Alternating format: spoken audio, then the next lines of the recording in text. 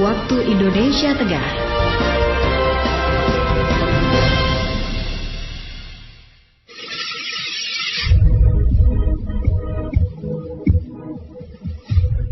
Penggunaan gawai dan internet siswa itu cukup tinggi. Sebagian masih wajar untuk belajar, tetapi mulai mengkhawatirkan karena ada yang mengakses hiburan saat jam sekolah atau jam belajar.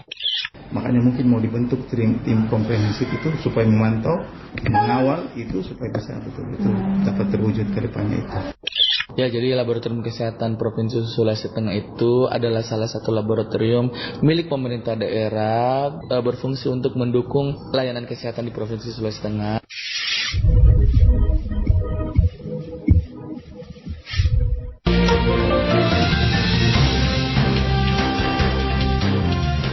Dari Kartini 39, Radio Republik Indonesia Palu menyampaikan Lintas Sulawesi Tengah.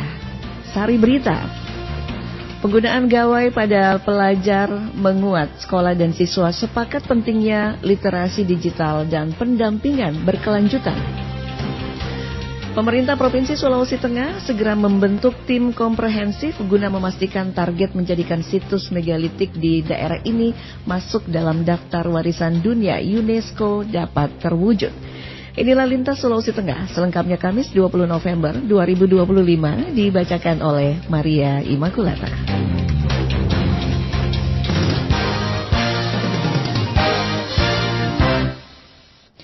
Baik, pendengar, kita awali berita pertama. Penggunaan gawai pada pelajar menguat. Sekolah dan siswa sepakat pentingnya literasi digital dan pendampingan berkelanjutan.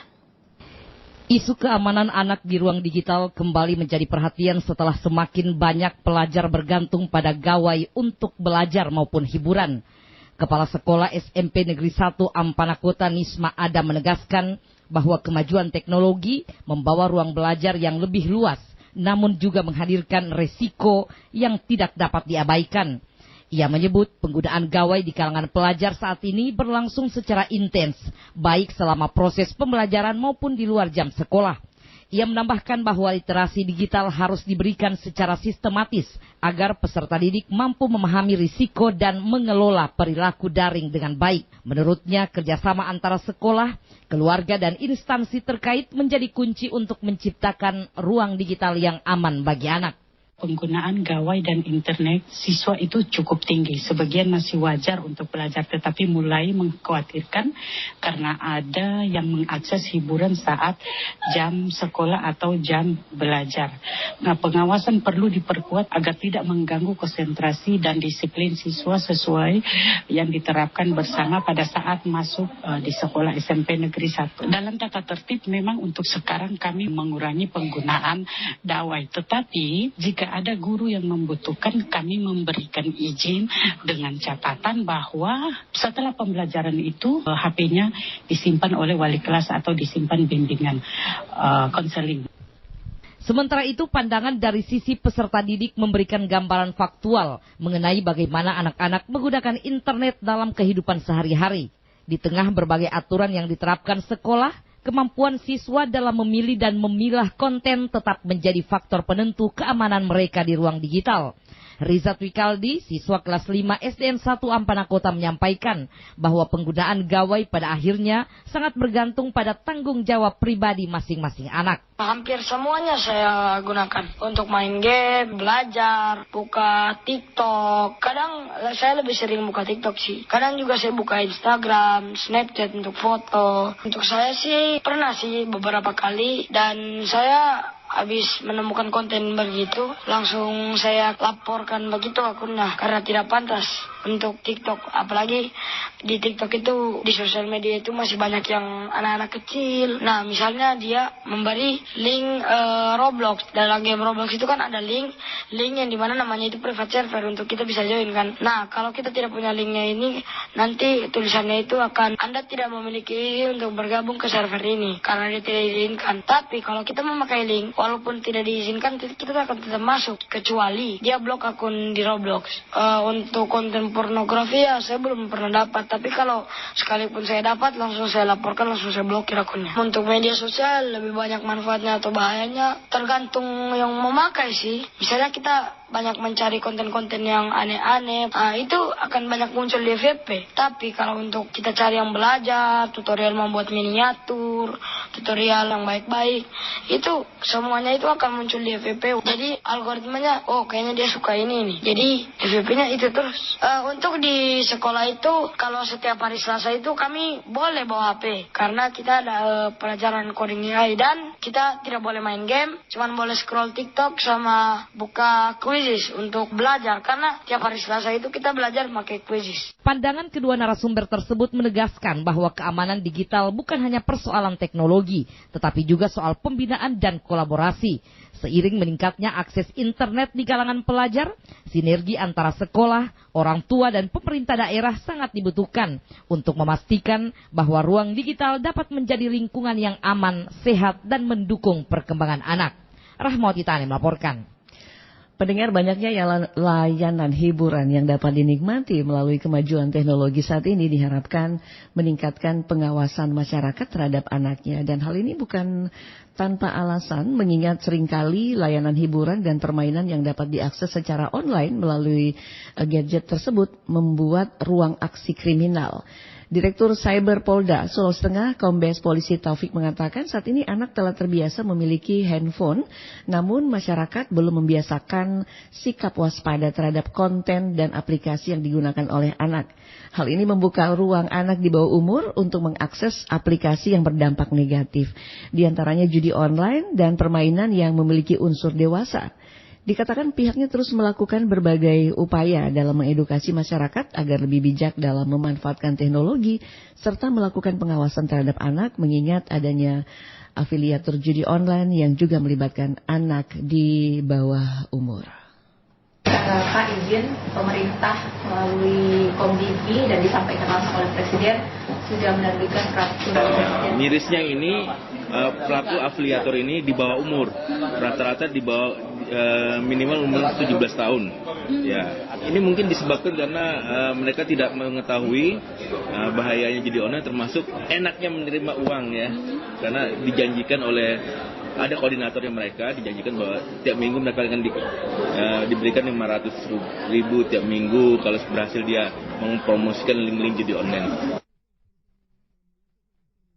Ditambahkan selain judi online, sejumlah permainan maupun konten dewasa juga dapat dengan mudah diakses oleh anak. Sehingga hal ini diharapkan dapat membangun kesadaran masyarakat untuk membatasi anak dalam menggunakan gadget serta tetap mengawasi aplikasi maupun link yang dibuka. Baik pendengar, isu keamanan anak di ruang digital ini perlu menjadi perhatian, khususnya dalam memastikan penggunaan internet yang aman. Dan pendengar, kita akan mengikuti wawancara reporter RRI Palu Susanti Akataba bersama Pranata Humas Ahli Muda Dinas Komunikasi Informatika, Persandian dan Statistik Provinsi Sulawesi Tengah, Ince Yusuf. Pak, izin pemerintah melalui Komdigi dan disampaikan langsung oleh Presiden sudah menerbitkan peraturan Presiden terkait PP Tunas gitu, bagaimana keamanan di ruang digital untuk anak-anak. Respon dari Dinas Komunikasi dan Informatika Sulawesi Tengah bagaimana Pak terkait dengan PP ini? Pendapat saya ini sangat bagus. Akhirnya pemerintah mengeluarkan regulasi yang terkait dengan keamanan informasi dan perlindungan informasi serta aktivitas informasi anak di media digital.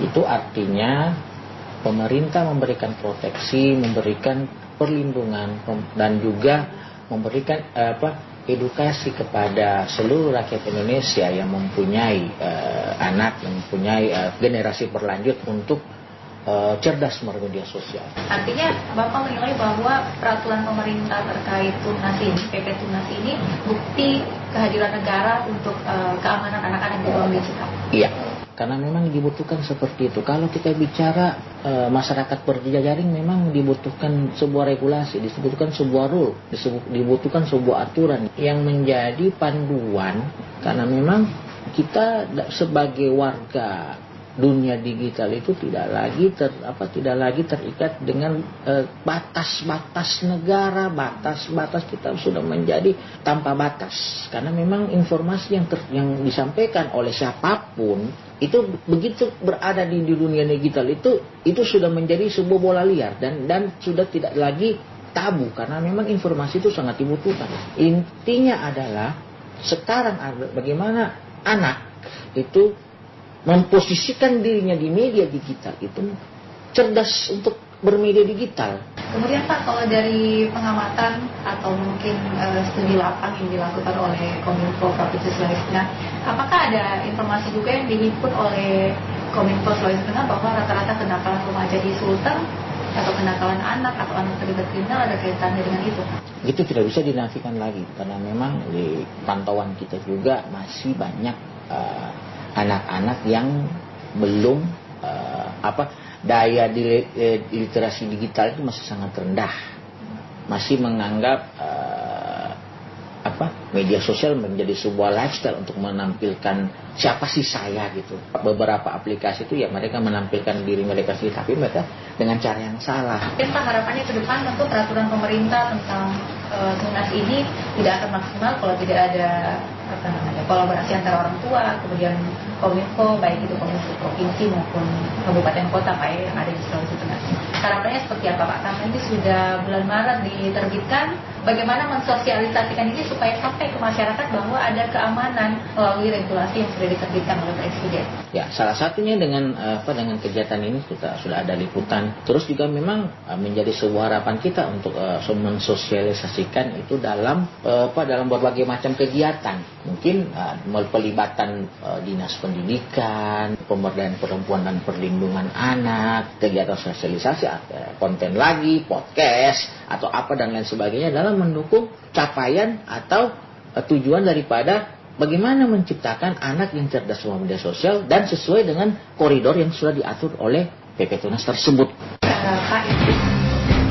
Anda sedang mendengarkan Lintas Sulawesi Tengah.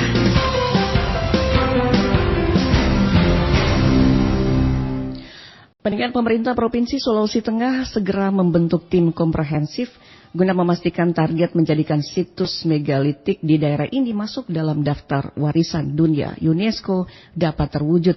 Selengkapnya laporan Miftahul Jannah. Situs megalitik yang tersebar di Sulawesi Tengah merupakan salah satu warisan sejarah yang menjadi jejak peradaban dunia dan patut dilestarikan. Keberadaan berbagai peninggalan prasejarah di Lembah Napu, Bohoa, dan Bada menunjukkan tingginya nilai arkeologis kawasan ini serta urgensi perlindungan yang lebih serius. Untuk itu, pemerintah Provinsi Sulawesi Tengah terus menggenjot berbagai persiapan agar situs megalitik dapat masuk dalam daftar warisan dunia UNESCO.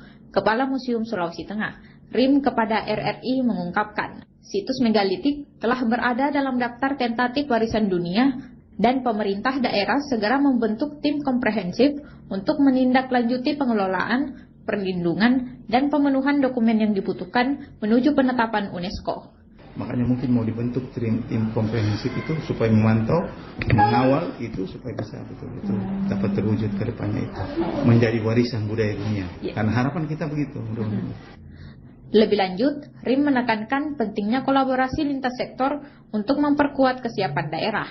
Ia menilai koordinasi antara pemerintah pusat, pemerintah provinsi, dan pemerintah daerah dibutuhkan guna memperkuat posisi Sulawesi Tengah sebagai kawasan bersejarah yang layak masuk daftar warisan dunia.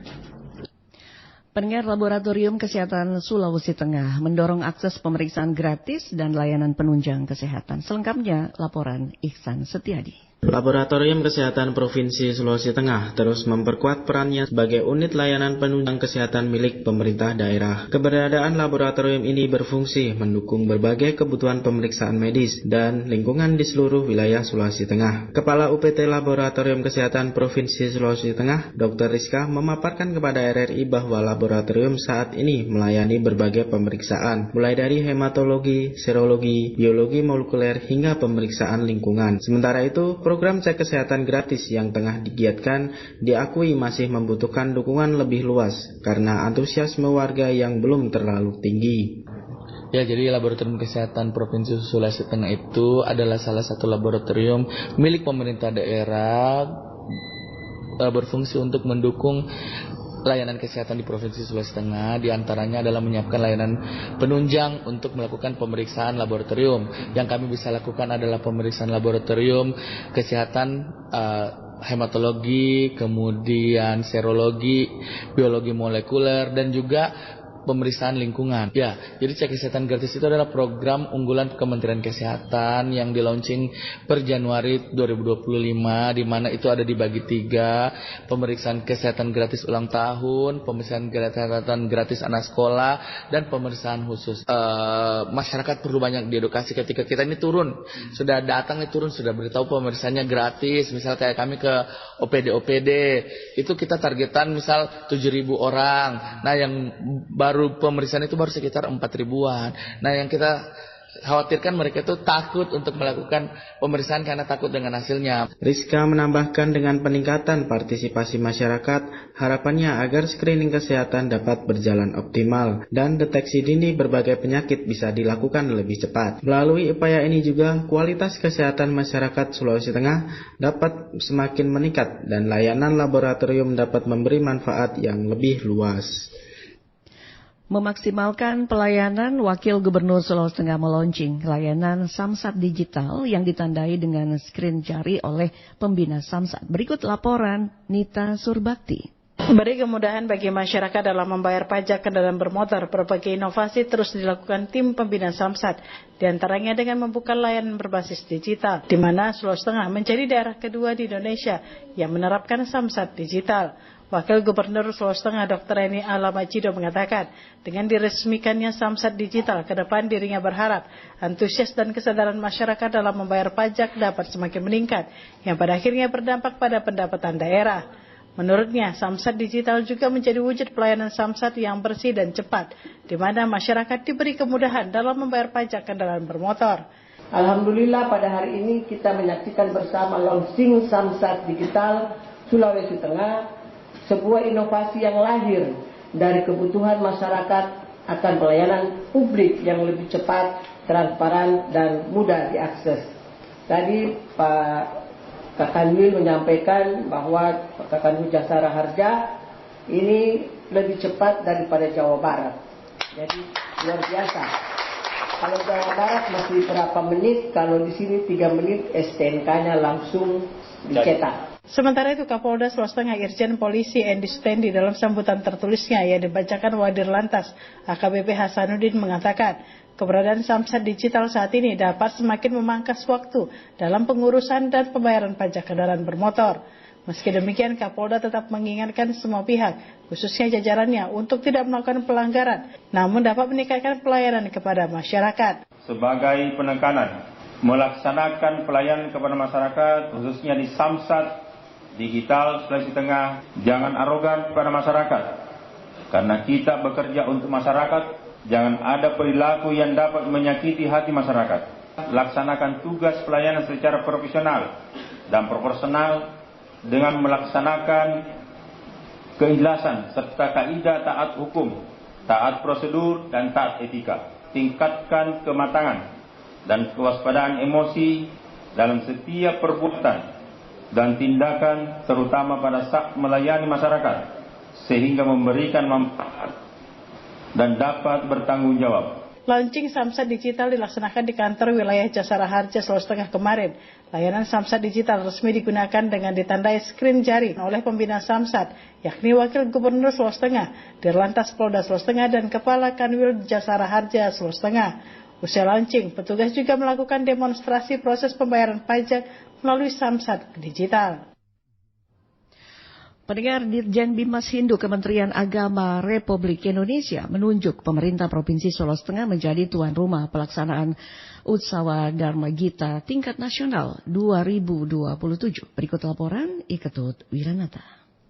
Pemerintah Provinsi Sulawesi Tengah akan menggelar 2 event berskala nasional tahun 2027, yakni Pornas dan Utsawa Dharma Gita UDG. Kedua event tersebut akan dipusatkan di Kota Palu. Hal ini ditegaskan Gubernur Sulawesi Tengah saat menghadiri Piodalan Puro Agung Wadangkerte Jagatnata Palu awal November 2025. Gubernur Sulawesi Tengah Dr. Anwar Hafid dalam kesempatan tersebut mengatakan keputusan ini diambil berdasarkan hasil pertemuan dengan Dirjen Bimas Hindu Kementerian Agama RI. Gubernur berharap Ketua PHDI Sulawesi Tengah bersama pengurus dapat melakukan persiapan agar UDG tingkat nasional di Sulawesi Tengah berjalan lancar dan sukses. Menjadi tuan rumah pelaksanaan Utsawa Dharma Gita tahun 2027.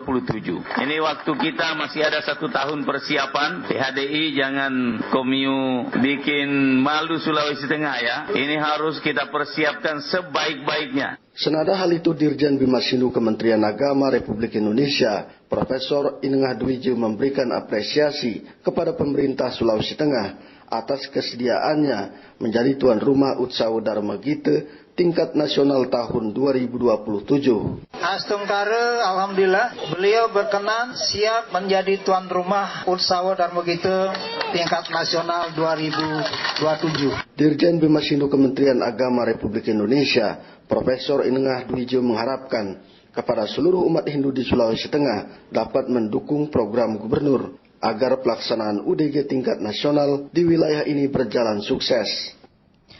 Pendengar, program dukungan psikososial bagi penyintas bencana gempa bumi di Kabupaten Poso menyasar pada siswa hingga tenaga pendidik yang mengalami masalah psikologis pasca bencana. Selengkapnya laporan Muhammad Sidik. Direktorat Pendidikan Khusus dan Pendidikan Layanan Khusus dari Kementerian Pendidikan Dasar dan Menengah atau Kemendikdasmen yang bekerja sama dengan Korps Relawan Bencana Himpunan Psikologi Indonesia menggelar kegiatan dukungan psikososial bagi penyintas bencana gempa bumi yang terjadi di Kabupaten Poso beberapa waktu lalu. Ketua Umum Pengurus Pusat Himpunan Psikologi Indonesia Andik Matulesi mengatakan, program dukungan psikososial yang berlangsung sejak 19 hingga 26 November 2025 ini terbagi menjadi 2 tahap. Pada tahap awal, para guru akan diberikan pelatihan peningkatan kapasitas bantuan psikologi awal. Sementara untuk tahap selanjutnya, program ini akan memberikan dukungan psikososial berupa trauma healing yang akan menyasar kepada para siswa, mulai dari jenjang PAUD hingga SMA atau SMK di Kabupaten Poso, yang mengalami masalah psikologis berdasarkan pada hasil pendataan yang sudah dilakukan. Jadi kami akan melaksanakan kegiatan mulai tanggal 19 sampai dengan 26 November.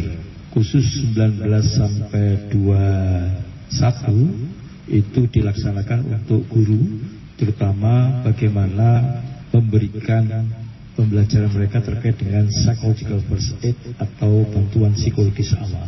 Tanggal 22 sampai dengan 26 dilaksanakan kegiatan langsung di Poso, terutama sekali untuk melakukan trauma healing atau dukungan psikososial ya, bagi siswa mulai dari PAUD sampai SMP yang mengalami masalah-masalah psikologis. Memang kami baru melakukan sampelnya baru 456 siswa ya, yang kami deteksi. Sebagian besar mereka memang mengalami kecemasan, ketegangan dan kekhawatiran. Namun demikian, kalau itu tidak segera dilakukan intervensi, maka tentunya akan semakin akut dan akan memberikan dampak yang berkepanjangan. Sementara itu, Direktur Pendidikan Khusus dan Pendidikan Layanan Khusus Kemendikdasmen Saryadi mengatakan, pihaknya tengah berfokus pada mitigasi risiko bencana dengan menyelenggarakan program Satuan Pendidikan Aman Bencana untuk membangun ketangguhan satuan pendidikan dalam menghadapi bencana. Menurutnya, dukungan tersebut tak hanya berfokus pada bantuan kerusakan fisik sekolah saja, tetapi juga memerlukan bantuan pemulihan psikologis bagi para penyintas. Karena itu, kolaborasi ini merupakan salah satu upaya strategis yang dilakukan untuk memastikan penanganan penanganan atas dampak bencana yang terjadi, terutama pada kondisi psikologis para penyintas bencana. Kami melihat bahwa kolaborasi dengan HIMSI ini merupakan langkah strategis dari Kementerian Pendidikan Dasar dan Menengah untuk bisa memastikan gitu ya penanganan atas dampak bencana yang terjadi. Data yang sudah dihimpun oleh rekan-rekan di HIMSI menunjukkan gitu ya bahwa ada permasalahan emosional atau psikologi gitu ya di anak-anak di daerah bencana khususnya di Palu dan Poso gitu ya. Yang ini kalau tidak dilakukan assessment oleh para pakar tentu kita tidak akan ketahui gitu ya. Kita tidak akan ketahui. Yang kita ketahui cuma bangunan rusak gitu ya, kemudian fasilitas atau barangkali peralatan-peralatan sekolah tidak digunakan karena bencana gitu ya. Tapi dampak yang sifatnya psikologis ini baru ketahuan manakala ada asesmen dari teman-teman HIMSI. Program dukungan psikososial terhadap penyintas bencana ini nantinya akan menyasar kepada 31 sekolah yang tersebar di 17 titik wilayah terdampak bencana di Kabupaten Poso. Melalui program ini diharapkan mampu membentuk kemampuan serta keterampilan siswa dan guru dalam menghadapi bencana alam yang akan terjadi. Pemerintah Kabupaten Donggala hingga saat ini terus melakukan upaya pembukaan lahan untuk mendukung program pemerintah pusat, yaitu Cetak Sawah Rakyat. Selengkapnya, laporan Sofian. Pemerintah Kabupaten Donggala tahun ini mendapatkan alokasi lahan seluas 800 hektar dari Kementerian Pertanian untuk menjalankan program Cetak Sawah Rakyat. Kepala Dinas Tanaman Pangan dan Hortikultura Bambang Widianto kepada RRI mengatakan, program ini tersebar di sejumlah kecamatan seperti Pinembani, Labuan, Sindue, Sirenja, Dampelas, dan Sojol. Sementara untuk saat ini, kata Bambang, progres pembukaan lahan telah mencapai 40% sejak dimulai pada awal November 2025. Pemerintah daerah juga terus melakukan percepatan di beberapa titik yang proses pembukaan lahannya belum rampung hingga saat ini. Pelaksananya sudah mulai awal November kemarin sudah di kecamatan mana? Iya, semua sudah di kecamatan, sudah ada mobilisasi, sudah pembukaan alat, ada dokumentasi berapa sudah dilaksanakan semua di Pinembani sudah, kemudian tapi belum selesai sementara proses ini kan semua kan kontraknya sampai Desember itu, jadi semua sudah dilaksanakan, mobilisasi alat sudah semua kita sana. Yang sudah terbuka itu Pinembani sudah terbuka, kemudian Labuan juga sudah dikerja, kemudian di Sindue, di Saloya itu ada, kemudian di Dampal dan Lompio, kemudian di sana dari Malonas dengan Siwalembu. Bambang menambahkan progres pembukaan lahan ini ditargetkan selesai pada akhir 2025. Dengan demikian pada awal 2026, pemerintah daerah dapat langsung memulai penanaman bibit padi. Ia berharap keberhasilan program Cetak Sawah Rakyat ini dapat memperkuat ketersediaan beras di Kabupaten Donggala dan mendukung terwujudnya asta-cita Presiden Prabowo, khususnya dalam mencapai swasembada pangan. Bupati Tojo Una-Una memaparkan akar kemiskinan, kendala geografis dan usul pengembalian pengelolaan hutan untuk percepatan pembangunan Tojo Una-Una. Bupati Tojo Una-Una Ilham Lawidu SH menegaskan perlunya langkah komprehensif untuk mengatasi kemiskinan di Tojo Una-Una saat memaparkan kondisi Tojo Una-Una dalam rapat koordinasi program Asta-Cita di Luwuk, Kabupaten Banggai. Ia menjelaskan bahwa persoalan kemiskinan tidak hanya disebabkan oleh faktor ekonomi, tetapi juga dipengaruhi oleh kondisi sosial budaya, seperti masih adanya warga yang memilih tinggal di kawasan hutan meskipun pemerintah telah menyiapkan hunian terpadu. Pilihan hidup tersebut membuat pelayanan dasar dan pembangunan infrastruktur sulit dijangkau. Selain itu, kondisi geografis Tojo Una-Una yang terdiri dari 6 kecamatan daratan dan 6 kecamatan kepulauan turut memicu ketimpangan harga barang karena akses transportasi dan distribusi yang terbatas, terutama di wilayah kepulauan. Bupati Ilham juga menyoroti penguasaan kawasan hutan oleh perusahaan pemegang izin yang dinilai menghambat pembukaan akses jalan dan pemanfaatan lahan bagi pembangunan. Olehnya, pemerintah daerah akan mengajukan permohonan resmi kepada pemerintah provinsi dan pusat terkait pencabutan izin perusahaan yang menguasai kawasan hutan di Tojo Una-Una.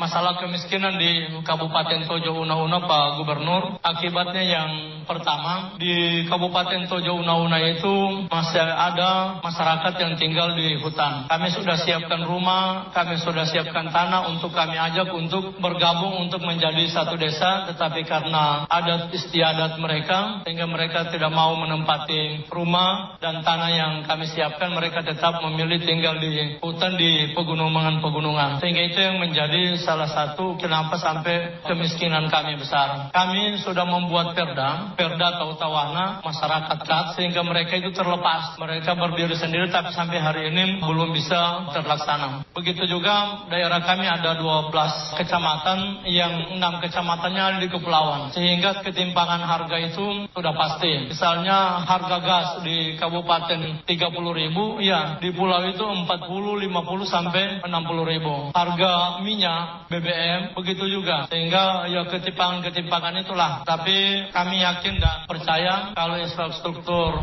jalan, jembatan bisa terlaksana, insya Allah kami akan keluar dari kemiskinan itu. Kemudian yang terakhir Pak Gubernur, kami juga masih punya cukup luas hutan kami, tetapi dikuasai oleh beberapa perusahaan yang sebelum kami, sehingga izinkan kami yakin dan percaya kalau hutan itu menjadi milik pemerintah daerah Kabupaten Tojo Una-Una, maka Tojo Una-Una pasti akan keluar dari kemiskinan. Maka izinkan kami untuk menyurat ke Pak Gubernur untuk melanjutkan ke pusat. Kami ingin mencabut izin penguasaan lahan yang dimiliki oleh beberapa perusahaan itu. Pemaparan Bupati Ilham Lawidu menegaskan komitmen pemerintah daerah dalam menangani kemiskinan secara sistematis, sekaligus menunjukkan perlunya dukungan kebijakan dari pemerintah pusat agar percepatan pembangunan di Kabupaten Tojo Una-Una dapat berjalan lebih efektif dan menyeluruh. Rahmawati Tani melaporkan. Agar masyarakat Tojo Una-Una mendesak kabupaten membuka lapangan kerja. Pemerintah kabupaten membuka lapangan kerja demi meningkatkan kesejahteraan dan menekan angka pengangguran.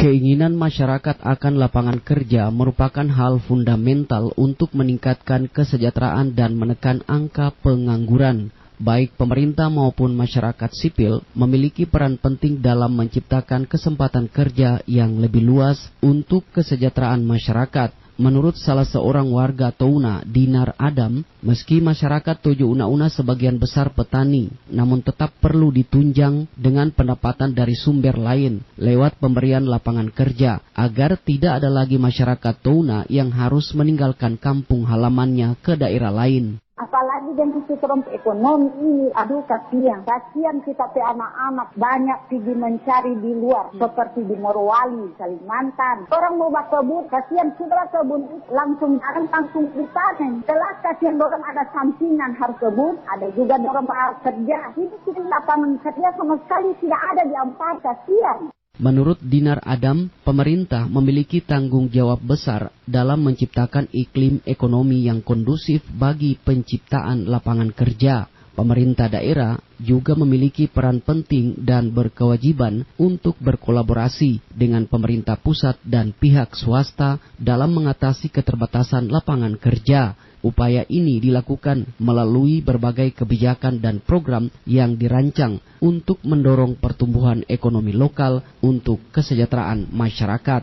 Ibnu Abbas melaporkan. Berita yang terakhir. Cabang Dinas Pendidikan Menengah Wilayah 2 Kabupaten Donggala dan Parigi Motong menggelar sejumlah lomba di tingkat SMA, SMK, dan SLB. Kegiatan ini menjadi rangkaian dalam menyambut HUT ke-80 PGRI tingkat Kabupaten Donggala. Selengkapnya laporan Sofian. Dalam rangka menyambut hari ulang tahun HUT ke-80 Persatuan Guru Republik Indonesia atau PGRI yang diperingati setiap 25 November, Cabang Dinas Pendidikan Menengah Wilayah 2 Kabupaten Donggala dan Parigi Motong mulai menggelar berbagai lomba yang melibatkan seluruh SMA, SMK, dan SLB di Kabupaten Donggala. Kepala Cabang Dinas Pendidikan Menengah Wilayah 2 Haja Saripah Mogili MPD kepada RRI mengatakan, beberapa lomba yang dipertandingkan tahun ini diantaranya lomba sekolah sehat yang mengedepankan kebersihan di lingkungan sekolah. Kemudian senam kreasi berani bersinar yang merupakan akronim dari Bersama Anwareni Bersih dari Narkoba, serta lomba tari penyambutan tamu yang mengangkat budaya lokal. Menurut Sarifah, kegiatan ini bukan hanya menjadi wadah kreativitas bagi siswa, tetapi juga dirancang untuk memperkuat karakter kebudayaan serta kesiapan sekolah dalam menerapkan pola hidup sehat. Kemudian untuk saat ini saya telah turun langsung ke setiap satuan pendidikan yang ada di Kabupaten Donggala, mulai dari Kecamatan Rio Pakava sampai dengan Kecamatan Sojol Utara, di mana kemarin pada tanggal 17 November saya melakukan kunjungan langsung untuk melihat bagaimana kondisi keadaan peserta didik, tenaga pendidik, bahkan sekolah fisik sekolah di SMK Negeri 1 Pinembani. Jadi saya selaku Kepala Cabang Dinas Pendidikan Menengah Wilayah 2 Kabupaten Parigi, Mautong, dan Donggala turun langsung ke sekolah-sekolah untuk melihat perkembangan di setiap satuan pendidikan yang ada di Kabupaten Donggala. Untuk saat ini saya masih fokus kepada Kabupaten Donggala. Insya Allah selanjutnya saya akan lanjut ke Kabupaten Parigi, Mautong. Sementara itu untuk puncak peringatan Hari Ulang Tahun PGRI di tingkat Kabupaten Donggala tahun ini akan dipusatkan di Kecamatan Sojol Utara. Acara tersebut dikabarkan akan dihadiri langsung oleh Bupati Donggala Vera Elina Laruni bersama jajaran Forkopimda dan para pendidik dari seluruh satuan pendidikan se-Kabupaten Donggala. Sekaligus pada puncak peringatannya akan turut diumumkan pemenang dari lomba tersebut. Sarifah berharap perayaan ini dapat menjadi momentum untuk memperkuat solidaritas serta dedikasi para guru dalam meningkatkan kualitas pendidikan di Kabupaten Donggala. Pendengar, demikian Lintas Sulawesi Tengah pagi ini. Penanggung jawab Kepala RRI Palu, Produser Nita Surbakti, Editor Pelaksana IKD Andika, saya Maria Imakulata bersama Juan Jordan mengucapkan terima kasih. Selamat pagi dan sampai jumpa.